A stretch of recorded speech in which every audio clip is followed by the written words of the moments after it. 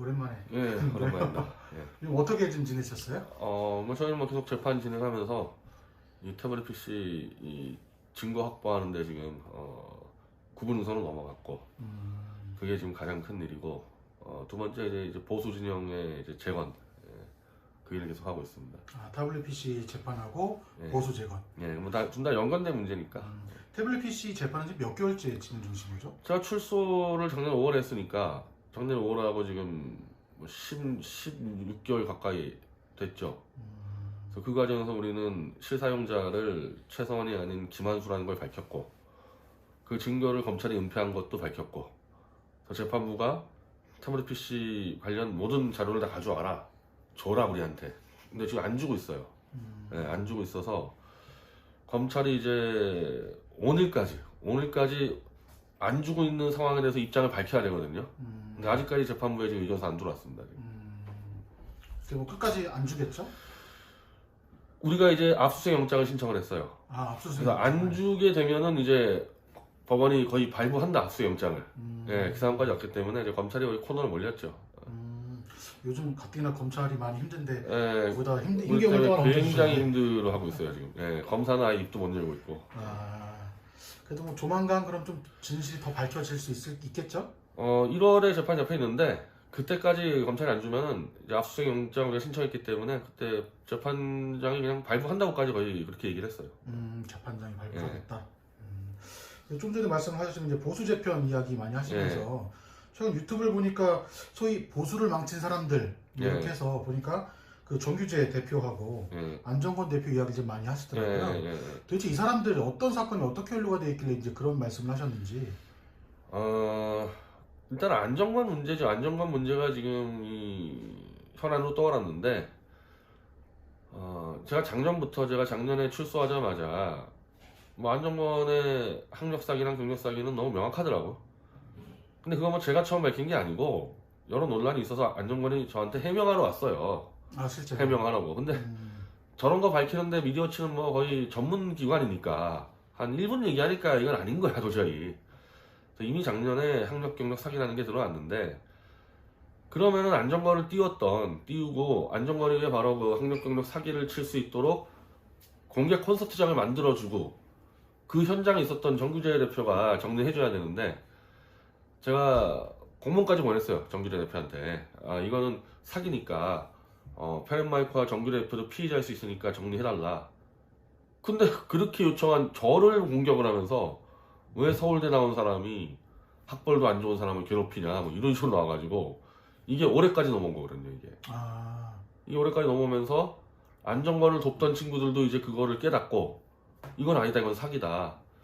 그게 들고 일어났는데 정규 대표가 또 그 친구들을 또 뭐 박대하고 이렇게 벌어지니까 그래서 안정권하고 싸움은 진행되면서 하필이면 지금 이제 보수가 국민의힘과 별개로 이제 보수 신당을 만든다는 그 절차에 들어갔는데 거기에 또 핵심 인물이 정규재 대표니까 그러면은 보수가 재건하려면은 우리가 거짓과 사기와 결별해야 되는데 거짓과 사기의 주범과 희덕거린 사람이 보수 재건의 중심에 서 있으면 되냐. 그래서 이 논란이 지금 벌어지고 있는 거죠. 이게.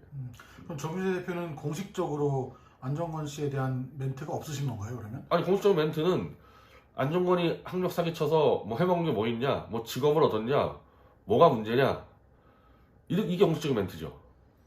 안정권 대표를 이렇게까지 키워준 게 정규재 대표입니다. 아니 그러니까 안정권이 학력과 경력을 사기 쳐서 얻은 게 없다 이거예요.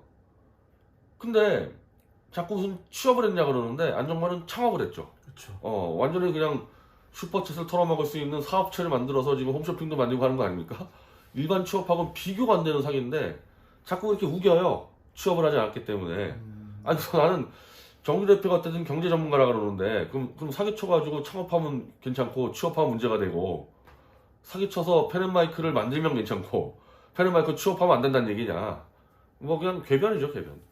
안정권 대표 같은 경우는 기존 유튜브 채널로 수익을 꽤나 벌었던 걸로 알고 있는데 세계 1위. 대략 얼마 정도? 슈퍼챗만 세계 1위고 이유진 씨가 이제 안정권의 일을 거의 전담했다가 이제 제 소송에다가 이제 의견서 넣었는데 거의 뭐 합쳐서 한 1년에 한 10억 이상 이유진 씨가 아는 것만 그러면은 거의 뭐 세계 최고인데 이게 문제가 안 된다 그러면은 참 이게 답답한 얘기죠. 이거. 그럼 안정권 대표는 사과를 했나요? 공식적으로? 안 했죠? 음, 안 했죠. 사과하는 척하다가 그냥 또 바로 돌아서가지고 그냥 자기의 학력 경력 사기에 문제 삼은 사람들에게 대해서 해명하고 그런 해야 되는데 또 쌍욕을 퍼붓고 뭐 이렇게 가기 때문에 그러니까 정규래 대표도 이거를 정확히 더 인지해야 되는데 단지 학력 경력 사기친 게 문제가 아니라 학력 경력 지금 정정하라고 얘기하는 사람들을 쌍욕을 하고 협박을 하고 이게 이런 문제란 말이에요. 문제. 이게 아무 문제가 아니냐 진짜. 어떻게 보면 가장 기본적인 문제들인데 이게 해결되지 않고 방금 말씀하신 보수 신당을 또 만드는데 이게 연결돼 있다라고 하면 이거 어떻게 보면 뿌리기부터 기본 밑바닥부터 지금 문제가 있는 거잖아요. 원래 이념적으로 좌익은 이른바 노동자 독재를 위해서는 어떠한 수단과 방법을 가리지 않는다. 그래서 이념적으로 거기는 거짓을 허용을 해요. 실제로 거짓말했다 문제 아무 안 돼요. 좌익에서는. 근데 보수는 기존 법치주의 시스템을 개선 발전시키는 거기 때문에 거짓이나 사기가 들어오면 안 돼. 보수 이념에서는. 그럼 체제가 무너져요. 그럼 보수를 재건한다는 자들이 사기꾼들을 끌고 뭘 재건하냐는 말이에요. 지금 이 보수 정당을 만든다는 가장 큰 이유는 국민의힘에서 김종인이 자꾸 좌경화 간다 그래서 만드는 거 아니에요? 근데 그러면 김종인은 뭐 사기친 거 있나? 김종인이 왼쪽으로 간다는 얘기지. 김종인이 뭐 학력을 속였습니까? 경력을 속였습니까? 그 사람 사기친 건 없거든. 여기 사기를 치고 있는데 그럼 내 입장에서도 양자택일하라 그러면 저는 국민의당을 힘을 뽑게 돼 있지 사기꾼들을 찍을 수는 없는 거 아니냐. 김종인보다 정규제하고 안정권이 더 훨씬 문제죠. 왜 보수의 또 핵심은 일단은 노선보다도 정직과 법치가 일단 먼저 기초인데 이게 안 되는데 뭘 개혁을 한다는 거예요. 근데 문제는 지금 그렇다고 해서 지금 바뀔 기미가 있지도 않잖아요. 그렇죠? 어느 쪽이? 방금 말씀하신 그런 거짓을 드러내고 이제 공식적으로 사과하고 그런 과정이 있을 것 같지 않잖아요. 그러니까 안정권은 이제 법의 심판대로 가는데 정규래 대표는 내가 그동안에 잘못 판단했다. 안정권은 이 보수에서 떠나야 되고 안정권을 그래도 판결하죠. 나도 잘못했다. 그리고 나 같은 사람한테 정규제는 아예 이런 식으로 얘기했어요. 안정권이 이제 변희재 같은 쓰레기는 정리할 거다. 뭐 이런 수준의 얘기를 했단 말이에요. 여기에 대해서 사과를 해야죠. 그런 비공식적인 말들을 이제 여기저기 하고 다녔다. 네. 근데 정작 아까 이제 말씀하셨지만 결국은 이들이 포함된 세력들이 이제 보수 재건을 하면서 신당을 창당하겠다. 지금 그러고 있는 상황인 거잖아요. 정규재 대표는 지금 거기서 어떤 역할을 맡고 있는 거죠? 부산시장 출마한다고 그러고 있죠. 네. 아니 당도 안 만들어졌는데 먼저 출마 선언하고 지금 부산에 내려가 있죠. 현재 부산에 내려가 있나요? 네. 아니, 저도 언론 통해서 부산시장 출마한다는 이야기를 내려가 봤는데 있어요. 현실 가능한 얘기인가요, 이게? 근데 그분이 보수 운동가가 아니잖아요. 그렇죠. 그러니까 운동가라면은 뭐 0% 나는 거 감수하고 이 대의를 위해서 출마해서 장례를 전사하는 수가 있어요. 보수 운동가들은. 예전에 조영환 대표도 부산 출마해가지고 장례를 전사했는데 그런 수 있는데 이분은 운동가가 아니라 정경련 기관지 기자 출신이잖아요. 이런 사람이 맨땅에 헤딩하러 아직 정당도 안 만들어졌는데 부산에 가 있다는 얘기는 보수 신당으로 나간다는 게 아니에요. 제가 볼 때는. 제가 볼 땐 그게 아니고 정경련과 김무성이 거의 탄핵 때부터 거의 한 팀이 마찬가지예요. 그래서 실제로 김무성이 당대표 할 때 정경련이 찍어놓은 사람들이 다 배지를 달았죠. 전희경이나 뭐 김종석이나 신보라나 그때 정규재 대표로 같이 있었고 그리고 전경련과 김무성이 탄핵을 같이 했죠. K재단 미르재단에 대해서 전경련이 탄핵이 될 수 있도록 박근혜 대통령이 협박해서 돈을 바쳤다 이렇게 돼가지고 탄핵된 거 아닙니까? 그러니까 이게 한 팀이에요. 전경련, 김무성, 정규재는. 근데 지금 전경련 입장에서는 김종인이 가장 큰 문제가 되는 게 공정거래 3법인가 기업들 옥죄는 법이 들어가잖아요. 이거 막아야 되는 거야 정경련 입장에서는. 그러면 이제 갈아쳐야 되는데 김종인을 그게 김무성이죠. 김무성이 우리 마포에서 지금 포럼하고 거의 뭐 하나의 정당을 차렸지 김무성이가. 규모로 봤을 땐 그렇죠, 충분히. 80명의 당협위원장을 가지고 있다는 얘기는 그거 정당이에요, 정당 하나. 그런 포럼이 어디 있어요. 그래서 김무성 중심으로 국민의힘 당을 재편을 할 때 명분이 필요한 거죠. 명분이 지금 이 보수, 지금 정규재 대표가 막 지금 하고 다니는 이걸 들어 엎어서 명분으로 김무성이 저 당을 장악하고 그 대가로 정규재 대표는 부산시장 후보권을 갖는 거죠. 김무성의 국민의힘 당 장악 시나리오 실현 가능성이 얼마나 될까요? 저는 뭐 어렵지 않을 것 같은데 지금 분위기에서는. 충분히 가능하다. 지금 장전이 있죠. 장전이 계속 김종인 치죠. 예. 장전의 보스가 누구예요? 김무성이죠. 그리고 어쨌거나 지금 저 국민의힘은 서울시장은 포기했고 부산시장 먹겠다는 거 아닙니까? 아니 부산에서 누가 지분이 제일 많아요? 김무성이지. 김무성 동 없이는 부산시장 선거가 안 되거든. 그럼 그렇게 해가지고 당연히 김무성이 김종인이 없는 거는 아무 일도 아니죠. 근데 그렇다고 해서 김무성 대표가 정주재 대표를 밀어서 서울시장을 만드는데 일조를 할까요? 부산시장. 부산시장 만드는데 일조를 할까요? 지금 저쪽에 있는 부산시장의 면면들이 뭐 대단한 사람 없잖아요. 특별한 사람. 네, 특별한 사람 없고. 이현주 전 의원이나 근데 박형준 교수 정도? 김종인 씨는 이현주 전에 밀고 싶은 것 같은데 이쪽은 안 되는 거고 아마 김무성 쪽에서 뭐 그 지난번 총선 공천 문제 때문에 김무성하고 들이받았단 말이에요. 그럼 뭐 별 사람도 없는데 뭐 정규리 정도 부산시장 만들어 놓으면 김무성이 뭐 나쁠 게 하나도 없죠. 근데 실현 가능성이 제가 실현 가능성이 내가 50% 넘을 것 같은데. 정규재 대표가 시장 될 가능성이. 네. 물론 이제 이 보수 문제에서 이게 발목 잡히지 않는 한 이걸 정확히 정리하는 전제로 그러니까 김무성이 당권을 잡아서 정규재 부산시장 앉혀주는 거는 뭐 아무 일도 아니잖아요. 그거 계산하고 들어가지. 그분이 운동가도 아닌데 다 주판을 튕기고 정경련 김무성하고 얘기 됐으니까 거기 갔겠죠. 그럼 현재 국민의힘 현역 의원들은 김무성 대표가 만약에 이렇게 치고 들어온다고 했을 때 가만히 있을까요? 어떻게 할까요? 일단 부산 쪽은 지금 현재 부산 경남이 가장 강세란 말이에요. 지금 힘이. 그렇죠. 힘이. 그리고 어쨌든 지금 부산시장 선거가 핵심인데 부산시장 선거에서 가장 영향력이 센 사람이 김무성이니까 뭐 부산시장 선거를 이기러 왔다 했을 때는 내가 볼 때 국민의힘 당원들은 뭐 수도권은 별로 많지도 않고 뭐 별 반대 없을 것 같은데. 그러면 진짜 김무성 전 대표가 당 장악하는 시간 문제라고 보시나요? 저는 그렇게 보고 있어요. 어렵지 않을 거라 보고 있어요. 사실 예전부터 그런 이야기가 많이 있긴 했었는데 요즘 이제 조용했었는데 결국은 그런 시나리오로 간다. 이렇게. 그 사람이 여기다 마포에다가 돈 쓰고 뭐해 그러고 있겠어요, 그 사람이. 애국심 가져가겠어, 그거. 애국심은 아니고. 그건 원래 없는 거고.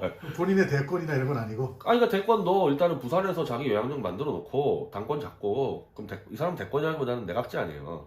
내각제 이제 문제라고 딜쳐가지고 총리하는 거 아닙니까? 뭐 거기까지 가는데 글쎄 큰 장애물 없어 보이는데. 이거 국민의힘이 어떻게 보면 위기를. 근데 지금 김종인이가 있을 때 지금 위기가 아닌가. 문제는 김종인이에요. 김종인이가 잘하고 있으면 이런 꼴이 안 날 텐데 김종인 자체가 위기를 만들었으니까 그걸 틈타서 지금 김무성 세력이 먹으러 들어온 거죠, 정경련이랑. 김종인 비대위원장의 지금 가장 큰 문제는 뭐라고 보세요? 이 사람은 기본적으로 가장 큰 문제가 보수가 아니라는 게 제일 큰 문제. 이 걸어온 행적도 그렇고 보수가 아닌 사람이 와서 어쨌든 보수 뿌리가 있는 정당에 수장을 하다 보니까 이 밑바닥부터 안 맞으니까 계속 따로 놀고 있죠. 따로 놀고 있어요. 그 아마 이제 이 가장 이제 한마디로 김무성 라인들과 충돌하게 되는 계기가 지금 오늘도 얘기하잖아요. 이제 이명박 박근혜 정권 돼서 사과하겠다 그러는데 그러면 이명박 박근혜 정권에 뿌리가 있는 사람이 리더로서 사과를 해야지 얘기가 되는데 이 사람은 그거 반대한 사람인데 이 사과하면서 딱 갈라지게 돼 있죠. 그러면 개인적으로 그 사과하는 거에 대해서는 어떻게 생각하세요? 웃기는 얘기지. 일단 사과 주체가 안 맞아요. 자기가 보수해서 몇십 년 동안 같이 하다가 자기가 책임을 질 수 있는 사람이 사과하면 말이 되는데 이거는 없었던 사람이 나타나가지고 왜 사과를 하냐고. 이 사람은 어떻게 보면 그냥 임시 바지 사장인데 그 자체가 안 맞고 또 하나는 사과를 해야 될 이유가 없고 정치적으로 사과해야 될 아무런 이유가 없고요. 사실 많은 사람들이 그 이해가 안 가는 것 중에 하나가 왜 사과를 1+1 그것도 왜 사과를 해야 되는지 고민을 많이 하잖아요. 사과하려면 빨리 하던지. 지금 사과한다고 몇 개월째 떠들고 있어요. 사과하겠다고. 네. 지금 몇 개월째 사과한다 이러고 있어요. 이 자체가 진정성이 없는 거죠. 진정성이 없다. 근데 이제 그걸 김무성이 노리고 있는 거고. 오늘 장재원이 딱 치고 나왔더라고. 저하고 똑같은 얘기 했더라고. 네가 왜 사과하냐. 사과하려면 내가 해야지. 그래서 이 김무성 라인들이 움직이는 거죠. 이제. 지금 당 관련해서 좀 재밌는 얘기를 좀 해주셨고요. 이제 처음에 얘기하셨던 보수 진영 내 이제 통합, 뭐 신당 출범, 지금 실제로 움직임이 있고, 뭐 고영주 변호사 이런 일부 세력들이 좀 합치려고 하고 있잖아요. 그거는 어떻게 보시나요, 전망은? 원천적으로 저는 그거는 실패할 거라고 보는데, 왜냐하면은 단지 이분들이 국민의힘의 김종인이 마음에 안 들어서 만든다면은 제가 말씀드린 대로 김종인을 바꾸면 끝나는 거 아닙니까? 김종인 바꾸면 끝나잖아요, 저 얘기는. 그랬을 때 만약에 이제 김무성이 등장했을 때 김무성 말은 안 된다고 이 사람들이 비토를 할까? 하여튼 세 개인데 고영주 변호사 쪽이랑 유석춘 교수, 정규재 대표가 하는 쪽, 이범 이 세 파트인데 내가 볼 때는 이 세 분 다 김무성한테 아무런 감정이 없는 사람들이고 이범 씨는 오히려 김무성이랑 같이 움직였던 사람이고 그래서 정기재 대표뿐이 아니라 저는 이분들도 김무성하고 얘기가 될 수 있다고 생각을 해요. 사실 제가 얼마 전에 고영주 변호사를 인터뷰를 했었거든요. 근데 과연 그런 이 일부 세력들의 통합이 시너지 효과가 있을까? 그런 의문도 사실 좀 듭니다. 그래서 어떻게 생각하시나요? 없죠. 근데 왜 통합을 하고 새로운 신당을 만들려고 할까요? 아니 그러니까 세계 정당이라 그러는데 세계 정당 하나하나 자체도 국민들이 뭔지도 모르는 정당이고 색깔도 뭐 차이도 없고 근데 누가 주도권 잡으려고 하다가 먼저 만들다가 이제 셋이 합친다 그러는데 1+1+1이 3이 되는 게 아니라 그냥 1이에요. 똑같이 다 똑같은 사람들이고 문제는 국민의힘과의 명확한 차별성 문제거든요. 그게 되냐 이거죠. 그게 그러니까 김종인만 보고 하는 건데 김종인만 보고 내가 말씀드린 대로 김무성이랑 유승민이 튀어나오면 어떡할 거냐는 거예요. 그럼 또 엎드려 기어서 또 들어갈 거 아니냐. 지금까지 늘 그래왔고 이른바 국민의힘당과 제야 보수가 갈등 있었을 때 그냥 전화 한 통 해가지고 밥 한 번 사면은 바로 무릎 꿇던 사람들이 다수기 때문에 그냥 흡수될 겁니다 아마. 실제로 그 새 조직이라고 해야 될까요? 그 새 조직의 세가 얼마 정도 되나요? 없죠. 솔직히 얘기해서 안정권 유튜브만도 안 되죠. 안정권 유튜브만도 안 되죠. 지금 현실적으로. 그 사람들 아까 말한 뭐 김종인이 싫어서라는 건 알겠는데 굳이 그렇게 조직을 만들고 당을 만들고 정치 활동을 하려고 하는 이유? 아니 그러니까 김종인이 싫어서는 맞아요. 그러니까 김종인을 정말 싫어하는데 그럼 김종인이 싫어서라는 이유로 창당하는 게 말이 되냐? 들어가서 김종인을 쫓아내야지. 그 논리로 포섭이 될 겁니다. 사실 그럼 그 조직에 있는 사람들이 현실 정치에 참여할 확률은 그렇게 낮겠네요. 아니죠. 김무성 따라 들어가서 할 수 있죠. 아 김무성을 따라 들어간다면? 김무성을 매개로 들어갈 수 있죠. 얼마나 큰 힘을 발휘할까요? 만약에 들어가면? 들어가면은 무너지는데 김무성 입장에서는 김종인을 칠 때는 명분을 지어줄 수가 있잖아요. 이게 정통 보수다. 새가 있든 없든 포장은 돼 있기 때문에 김무성 입장에서는 필요하죠, 이 사람들. 근데 그 말한 보수 세력 내에서도 지금 여러 가지 또 문제점이 있잖아요. 방금 말씀하신 뭐 안정권이나 정재 대표 이야기도 좀 있지만 그 이전에 탄핵 문제도 있고. 지금 큰 사안은 안정권이 문제 빼면은 부정선거하고 탄핵 문제예요. 이 두 가지가 제일 큰 문제입니다. 뭐 나중에 이제 트럼프까지도 문제가 되는데 나중에 김무성과 함께 들어갔을 때 지금 이 보수신당이라는 데가 가장 앞세우는 게 부정개표 문제인데 김무성은 부정개표 아니거든요. 그럼 슬기머리 접어야죠. 슬기머리 접고 가겠죠. 부정개표가 안 되면은. 근데 탄핵 문제는 보수가 원래 이미 다 접었어요. 이미 다 접었기 때문에 들어가는데 큰 문제 없을 겁니다. 오히려 탄핵 문제는 이제 문제가 이건 이제 서로 다 덮는 걸로 이미 끝났기 때문에 탄핵 문제 별 문제 없을 거고 오히려 저 부정선거 문제로 약간의 충돌이 있을 가능성이 있죠. 사실 국민의힘에서는 부정선거는 전혀 거론을 하지 않잖아요. 거론 안 하죠. 근데 오히려 탄핵 문제를 접었다라고 하니까 갑자기 든 생각 중에 하나가 그럼 유승민 의원은 어떻게 될까요? 오늘 뭐 대권 출마 선언하면서 탄핵대에서 박근혜 대통령을 대신해서 자기가 사과했다는 말까지 나오는 거 보니까 자신감을 가진 거지. 이 탄핵 무효 파리들이 다 잠잠해졌구나. 얘네들. 그런 거를 밑바탕에서 깔고서. 네, 전혀 문제 없구나. 내가 이제 활동하는 데 있어서 그 자신감이 보이더라고. 그렇군요. 지금 보수가 솔직히 얘기해서 탄핵 무효가 거의 금치가 돼 있거든요. 그렇죠. 탄핵 무효를 무조건 덮고 가야 된다기 때문에 거기에 대해서 문제 제기하는 쪽 포스트가 저하고 우종찬 기자 정도밖에 없기 때문에 시대 잠깐 전화 좀. 형 나 좀 이따 전화할게. 인터뷰 끝나고. 그러면은 부정선거 이슈 생각보다 세게 나오지 못하네요, 당에서도. 어느 당? 국민의힘에서.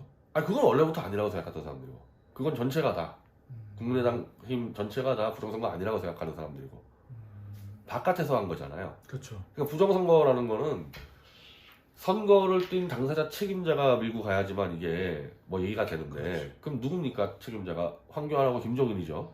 이 둘이 아니라는데 이 둘이 아니라면 아닌 거예요. 그거는 여기도 마찬가지인데 미국도 트럼프가 부정선거 아니라고 하면 아닌 거예요. 그거는 진실과 관계없이. 그럼 그건 부정선거 끝난 거예요. 한국에서는.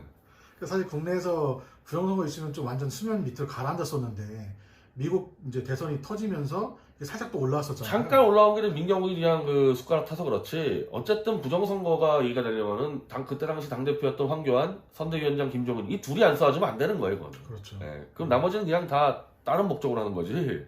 이건 싸움이 아니죠. 민경욱 전 의원의 행보는 어떻게 생각하세요? 전형적인 거의 사기 행각이지 뭐.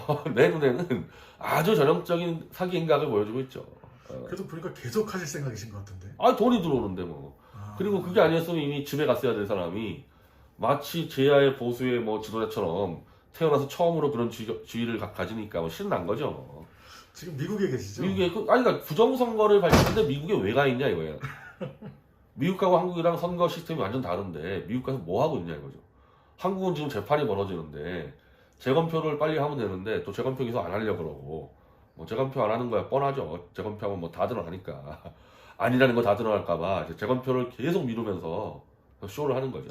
변 대표님 입장에서도 부정선거를 이뤄졌다라고 생각하시는 건가요? 아니면 어느 정도 생각하시는 건가요? 저는 처음부터 그거는 뭐 첫날부터는 아니라 그랬고 지금까지도 꾸준히 아니라 그런 거죠. 첫 번째 왜냐 이 정도 예상이 다 됐어요. 선거 결과가. 국민의힘당 당시 자유한국당에서도 박형준 그 당시 선대본부장이 100석 안팎이라고 이미 본인들이 얘기를 했는데 그리고 황교안 대표도 개편한 도중에 손 들고 나가버렸잖아요. 자기들 내부 자료에 이런 결과가 나온다고 얘기가 됐었던 문제거든요. 그리고 처음으로 부정선거의 근거를 제시한 게 관내외 투표 비율이 후보마다 다 똑같다. 이게 문제된 거 아닙니까? 이 가세현이 터뜨려서. 그거는 이경전 교수가 통계학적으로 같은 게 정상이고 다른 게 비정상이다. 관내외 투표 비율은 모든 후보가 똑같은 게 정상이다. 끝나버린 거야, 사실은 거기서. 그걸로 한 달 동안 난리치다가 이제 그걸 이제 얘기 꺼내지 못하고 뭐 QR코드 조작은 다 뒤에 나오기 시작하는 거지, 뒤에. 원래 어떤 의혹 제기하려면요. 첫 번째 의혹을 제기한 근거 그게 맞아야 되는 거예요. 그게 틀리면 다 핑계거리가 되는 거죠. 어쨌거나 뭐 결과적으로는 국내에서의 부정선거 논란이 그냥 이대로 수그러질 거라고 보시겠네요, 그러면? 일단 김무성이가 통합하는 순간에 좀 수그러들겠죠. 근데 뭐 민경욱이나 뭐 가세현은 계속 돈벌이 하니까 그들도 돈벌이 하는데 국가 사회적으로는 아무 영향을 못 미치고 이제 보수에서의 그냥 돈만 당기겠죠. 그러면 보수파리 보수파리죠. 예. 참 안타깝네요, 그 내용도. 그리고 보니까 평소에 그 김종인을 조중동이 밀어준다 이런 얘기도 좀 하시더라고요, 유튜브 보니까. 그건 맞죠. 예. 어떤 근거로 그런 얘기를 하시는지. 아니 김종인이 아무 세력이 없잖아요. 김종인이 아무 세력이 없는데 김종인이 어떻게 선대위원장 올라오고 이쪽 당대표까지 가느냐. 그 조중동 그 당시 사설을 보면은 어마어마하게 협박을 했어요. 국민의힘 당을. 김종인이 아니면 다 끝장난다. 완전히 그냥 조중동이 그냥 완전히 얹어서 앉혀놨는데 문제는 이 공정거래 3법 때문에 조중동의 배우는 또 정경련이 있는데 이 김종인이 기업을 치니까 조중동 지금 기류가 바뀌고 있잖아요. 논조가 바뀌고 있단 말이에요 지금. 그럼 또 조중동이 이제 김무성도 또 조선일보랑 관계가 깊기 때문에 거기서 이제 교체 작업이 지금 진행된다고 보는 거예요. 조중동이 그럼 김종인에서 김무성으로 갈아탈 확률이 있겠네요. 그러니까 김종인이 오면은 꽤 그래도 지지율에서 저 여당을 앞서고 이런 게 올 줄 알았는데 뭐 실제로 그렇게 보일 때가 있었잖아요 초기에. 다시 가라앉으니까 이제 아니라고 이제 또 아우성 치겠지 김무성 쪽에서. 이제 기업 쪽에서는 저거 뭐냐 해가지고 조중동 합의하에 김무성 교체가 되지 않을까 그래요. 어쨌거나 오늘 김무성 이야기를 또 생각보다 많이 하게 됐는데 결과적으로 국민의힘은 김무성에게 접수할 가능성이 높다. 당대표까지 갈 수도 있고 당대표가 아니더라도 부산시장 선거가 있기 때문에 그거를 지휘한다는 명목으로 당 접수는 가능하죠. 그럼 이제 재보궐선거 이제 이야기를 해보면 부산 같은 경우 국민의힘에서는 그렇게 나올 거라고 이제 스테나리오 짜시는 거고 예상하시는 거고 그럼 서울은 어떻게 될까요? 별 신경 안 쓰는 것 같아요. 국민의힘이 네, 어차피 이건 이길 수 없다 생각해서 별 신경 안 쓰는 것 같아요. 대표가 개인적으로 생각하시기에는 민주당이 이길 거라고 보세요, 서울은? 지금 흐름으로 보면은 민주당이 이기죠. 지금 흐름이면. 그 이유가? 지금 보수가 결집을 못 시키는데 여론조사가 뭐 비슷하게 나온다 그럼 지는 거예요.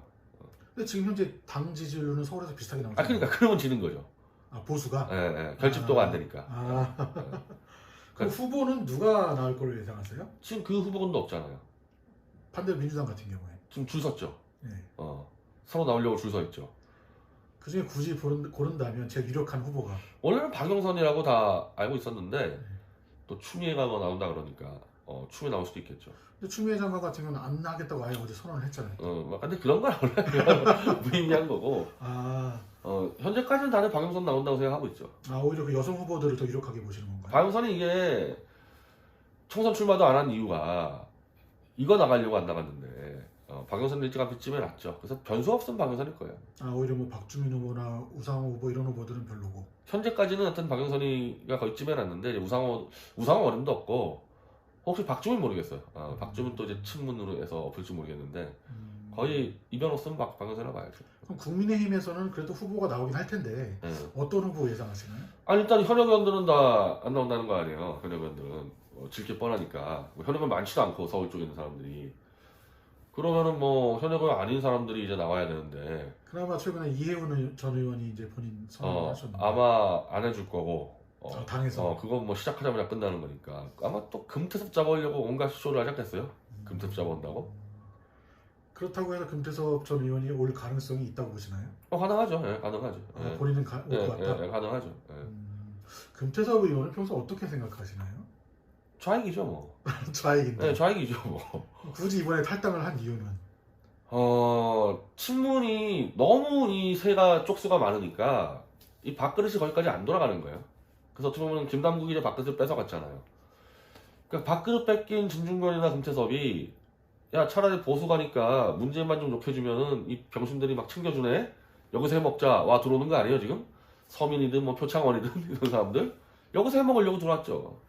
방금 이제 진중권 교수 얘기를 하셨는데 진중권 교수 밥그릇 뺏겼다 이렇게 얘기를 하셨어요. 어떤 밥그릇을 뺏긴 거죠? 그러니까 친문에게 누가 더 충성심을 보이냐 가지고 서열을 딱 매길 때 진중권은 원래 좀 노동당 출신인데 한참 밀리죠. 그래서 아무것도 예를 들면 김어준하고 비교가 안 되잖아요. 진중권의 위상이 문재인 내에서는 저기서 이른바 소의 꼬리 하느니 보수란 닭의 머리 하겠다고 나오는 거 아니에요. 여기서 지금 현재 진중권 교수의 제스처가 김태섭 다 마찬가지고 그리고 좌익은 절대 그게 안 돼요. 좌익은 최소한 대학 때부터의 운동 서열로 딱 정해지기 때문에 보수하다가 절로 가면은 그냥 이용당하고 팽당하는데 이 보수는 지금 이념이나 뿌리가 워낙 취약해서 아무나 오면 그냥 아무나 갖다 섬기고 그러니까 뭐 안정권이도 사기꾼도 섬기고 막 이러는 거 아닙니까 지금?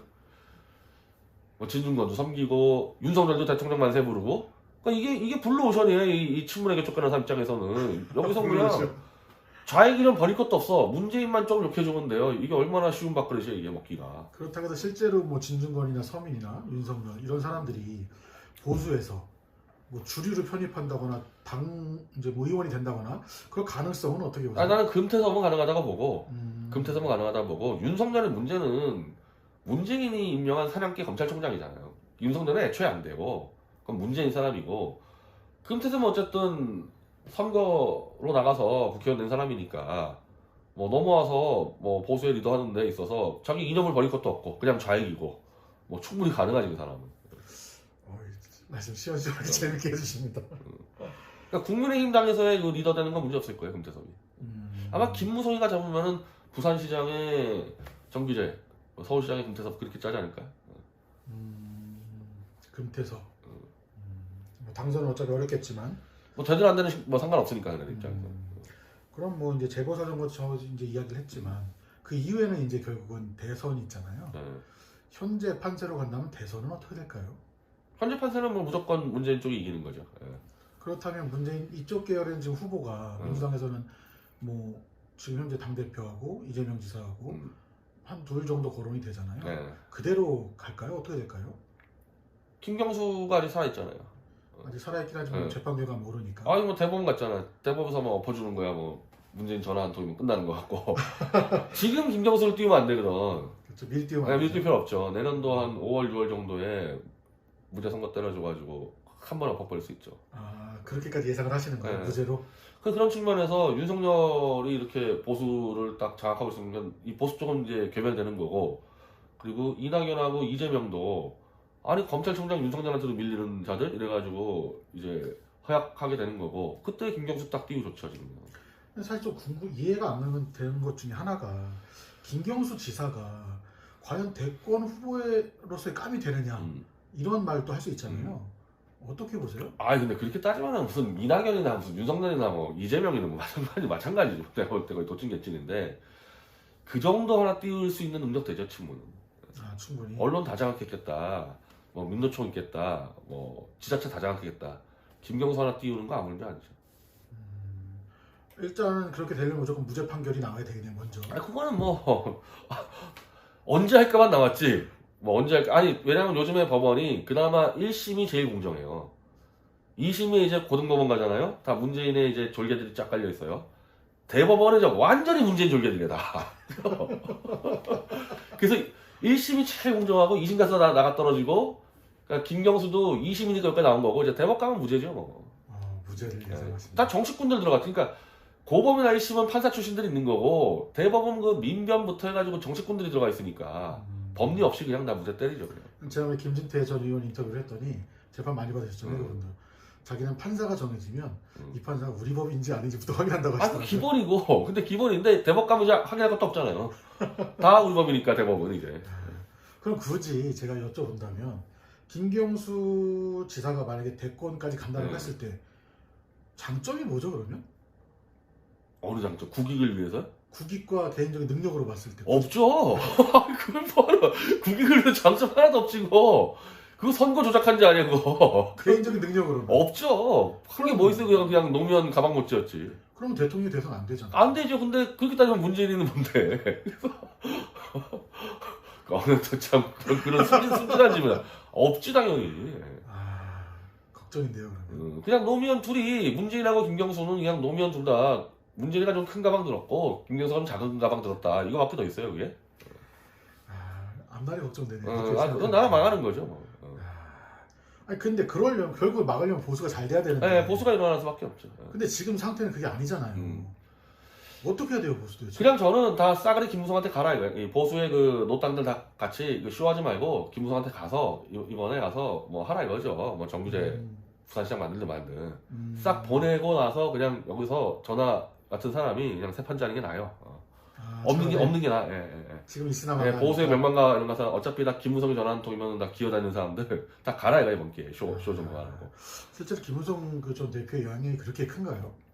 권력 회발하기 DNA가 있어요. 제가 볼 때 보수는 좌익보다 훨씬 심해요. 좌익은 그래도 그릇된 이념에 대한 가치가 있어서 이념이 무너지면 자기들 목을 내놓는 버릇이 되는데 이 보수는 그냥 권력이 왔다 싶으면 그냥 기는 이 습성이 있어가지고 저쪽이 세다 싶으면 그냥 투항에 들어가는 거예요. 그러니까 예를 들면은 탄핵 무효다 그랬을 때 헌재에서 그거는 인정이 되는 건 대충 그 예상한 사람도 있는데 그럼 헌재에서 인정이 돼도 그건 끝까지 싸워가야 된단 말이에요. 그럼 헌재가 딱 뚫리니까 바로 다 홍준표한테 말 갈아타는 거 보세요. 그리고 또 바로 황교안한테 말 갈아타는 거고. 그러니까 이런 자들이어서 진실투쟁을 할 수가 없어요, 이 보수하고는. 그래서 빨리빨리 다 가주는 게 좋죠. 그렇게 말씀하시니까 또 갑자기 우울해지는 것 같은데. 우울한 게 아니고 그래야지 판이 다요. 그래야지. 근데 보수가 좀 변화할 가능성이 좀 있을까요? 있죠. 시기적으로? 있지. 내년? 내년이 문제가 아니라 뭐 탄핵을 바로 잡지 않고는 보수는 희망이 없어요. 그거는 탄핵을 우리가 인정한다 그래버리면은 우리가 만든 정권이 뇌물을 아주머니 통해서 수백억 먹고 그 아주머니가 그냥 막 국정농단하고 이런 걸 자인하기 때문에 그런 세력은 20년 이상 정권 못 잡는 게 맞단 말이에요. 그래서 어떤 마이크를 잡고 국민들에게 얘기해도 안 먹히는 거예요. 너희는 정권 잡아줬더니 부정부패 저지르고 아주머니가 다 했다며 너희 아웃. 이게 아니라는 것을 입증하지 않고는 보수는 20년간 정권 못 잡는 게 맞아요. 근데 그걸 하려는 사람이 별로 없잖아요. 없죠. 제가 해야죠. 뭐. 다 뒤집을 수 있으세요? 이게 거짓이라는 건요. 몇 개 구멍만 내면은 무너져요. 근데 태블릿 PC에서 거의 다 구멍을 내버렸기 때문에 여기서 터지면은 와르르 하니까. 근데 그걸 가지고 이제 이른바 진실의 에너지를 동력으로 삼는 건데 그 권력 해발하게 되면 난 좀 빨리 가졌으면 좋겠어요. 이 태블릿 진실 터지기 전에 빨리 김무성 쪽에 가졌으면 좋겠어요. 거기서 다 묻어버리게 그냥. 좋은 말로 하면 세대 교체잖아요. 네, 세대 교체를 자연스럽게 김무성이 하나 끌고 가서 거기서 정리하고 세 판 짜야 되겠다. 근데 굳이 따지자면 이 보수랑 진보랑 비교를 했을 때 뭐 세대 교체 이제 좀 젊은이들 이제 그런 사람들이 좀 없잖아요 지금 눈에 보이는 사람들이. 눈에 보이는 젊은 애들은 다 브로커들이죠. 뭐. 보수 쪽에서 젊었다 싶으면 거의 90%가 다 거의 정치 구단들, 거의 뭐 박지원급들 그런 급들이 많지. 그러니까 보수에는. 결국은 세대 교체를 하려면 사람이 또 있어야 네. 되는데 지금 보수에는 사실 그런 사람들이 안 보인단 말이에요. 네. 키워주지도 못했고. 네. 그런 문제는 어떻게 해결을 하죠? 그러니까 지금 있는 애들 얘기하는 게 아니야. 세대 교체를. 자기 분야에서 착실하게 하는 사람들이 있어요. 근데 이제 보수 정치는 들어와서 권력에 줄 서야 되니까 그런 사람들이 안 들어오지 애초에. 총선이고 뭐 대선이고 안 들어와요. 근데 이렇게 이제 허허벌판에서 판을 만들기 시작하면은 어차피 사람도 없다. 그럼 진짜 실력자들이 들어오겠죠. 지금 눈에 안 보이죠, 원당이. 충분히 기회와 가능성은 있다. 대한민국이 문재인이 적벌 냈는데도 안 무너지는 게 자기 자리 지키는 사람들이 있거든요. 쭉 지켜서 버티고 있는 거야, 지금 나라가. 그런 사람들 내에서 이젠 더 이상 못 참겠다 해가지고 들고 나오는 사람도 있겠죠. 실력자들이. 그리고 그 전에서 이 보수 정치라는 거는 그러니까 좌익은 대학 때부터 운동권에서 키우죠. 보수는 뭐죠? 그냥 여의도 오다 가다가 그냥 그 권력자한테 술 얻어먹고 다니는 애들이 그냥 들어온 거란 말이에요. 그래서 지금 있는 보수의 젊은 애들은 희망이 없다. 아무튼 짧은 시간 아주 임팩트 있게 많은 말씀을 해주셨는데 정치 관련 이야기는 이제 여기서 이제 마무리 좀 될 것 같고요.